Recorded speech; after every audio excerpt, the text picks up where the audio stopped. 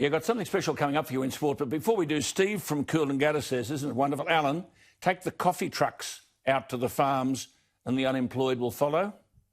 And another viewer says, maybe it's time to turn off the electricity and the gas at Matt Keane's house and take away his publicly funded Tesla car. Yeah, talking rubbish. Well, it's that time of the year, finals time in the AFL and in the Rugby League. In Rugby League, it starts with the Hotshots Penrith against the defending champions, the Roosters, tomorrow night. A lovely story today that the very fine young Australian spin bowler Adam Zampa is saying he's the Roosters' #1 supporter. He said before he had a choice in the matter, his father dressed him in the red, white and blue from the age of 1. He said, I don't think you can change that. So he's holed up in the United Arab Emirates with the Australian cricket team, and he reckons he'll sit in his room on his own and watch it. He says his hero is Brad Fittler. Just on Rugby League, it is astonishing, isn't it, that the prize money for the finals series has been slashed. But who in the world of English soccer, the NFL in America, golf, tennis, would believe that to win a grand final in Rugby League, one of the toughest sports anywhere in the world, prize money, $400,000, and that's to be slashed. There are British soccer players who earn that in a week. And just a shout out to Gavin Allen, who won 2 premierships for the Broncos, represented Queensland in State of Origin in the 80s and 90s and grew up in Cairns. He calls himself a printer, not a former footballer. He started out printing letterheads and business cards and business forms. But last year he had a heart transplant for an hereditary condition. Pleasingly, I hear he's on the mend, and Gav went for a walk around South Bank this morning with my great mate and the very great player, Willie Kahn. All the best, Gavin. Now, in AFL, it's Port Adelaide and Geelong tonight. Port Adelaide got thumped by 60 points by Geelong in round 12, but this is at Adelaide Oval. As they say, it's game on. And in rugby, as I've warned, there are real problems with this rugby championship, Australia, New Zealand, South Africa and Argentina. New Zealand are digging in on the need for the tournament to end on December 5, so the All Blacks can return home after quarantine before Christmas Day. The chairman of Rugby Australia, Hamish McLennan, has said relations between Australia and New Zealand are at their lowest ebb. And the French tennis championships roll on. Serena Williams has withdrawn with an Achilles injury. She says she can't walk. She'll try to win the Australian Open, heading towards 40 years of age. The only Australian man left is the 23-year-old from Melbourne, Mark Polmans, who had a big win in the first round against a very good Frenchman, Humbert, and he earned himself $71,000. But it's ladies' night again tonight on this program, and a good story. You're about to meet the Olympic gold medalist Charlotte Caslick. She's 25 years of age, born in Brisbane, in fact went to Brisbane State High School. As I said, she won gold at the Rio Olympics, and she's been described as the best women's rugby sevens player on the planet. She's also played touch football for Australia. As I said, part of the Australian team which beat New Zealand in the final at Rio to win the inaugural gold medal, the first time women's sevens had been played at the Olympics. However, the Tokyo Olympics were postponed, so Charlotte has switched temporarily to Rugby League along with some of her teammates.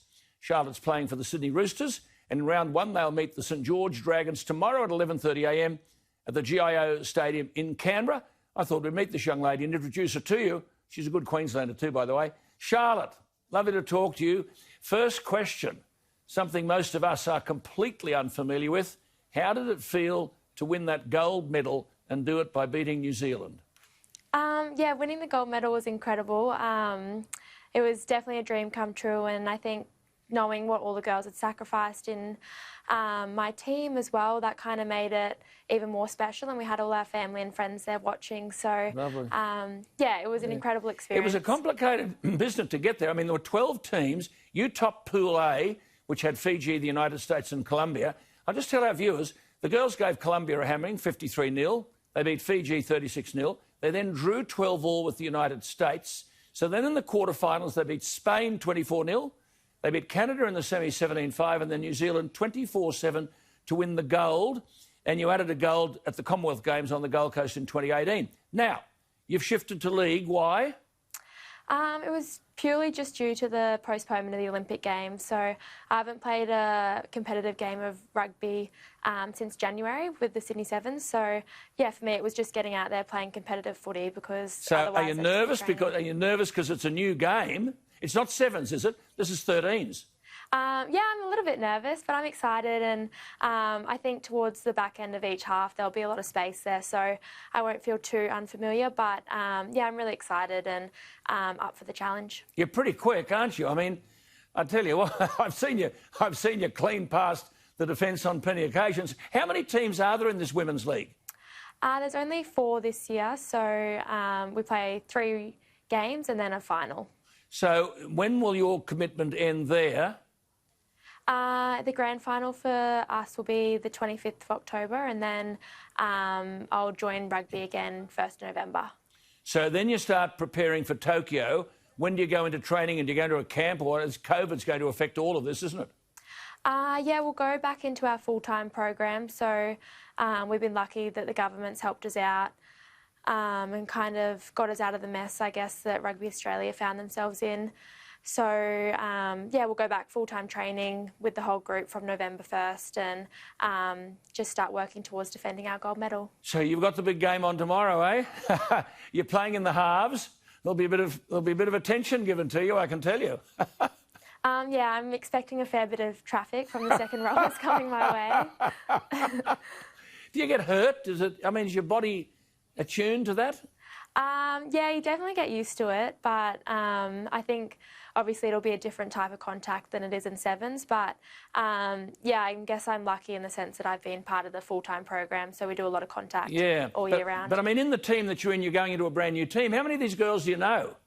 I actually know a fair few. There's a few that have crossed over from rugby. So I've got one of my best friends in there that finished with rugby this year, and I've crossed paths with a lot of them. I think in the women's sport area you kind of do bump into each other a lot. Do you reckon at some point during the game you'll actually forget to play the ball and do something else with it?